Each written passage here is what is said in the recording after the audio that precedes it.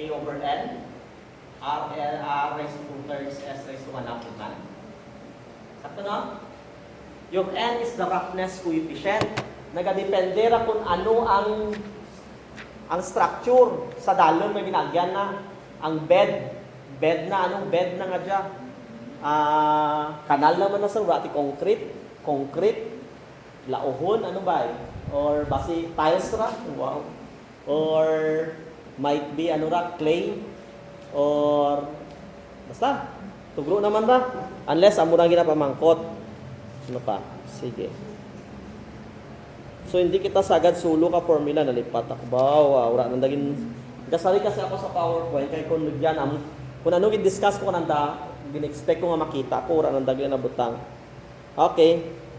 Ang aton nga formula ay maximum flow, minimum specific energy, minimum wetted perimeter.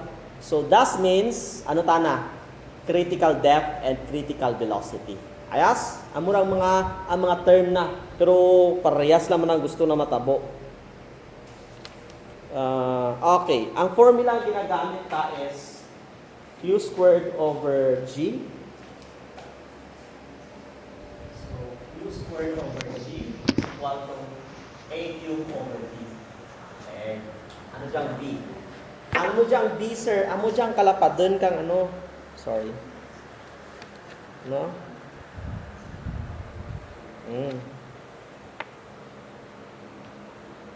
Anong B? What the term kang B dyan? B. Ang bed na dyan, bro. River bed dyan. Ang bed dyan mismo. Grabe mo. Kulang abi mo.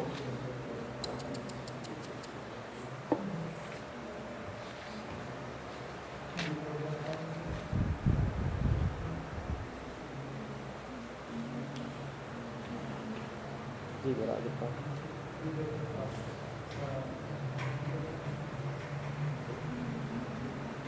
Yo, surang daging sila pinabili.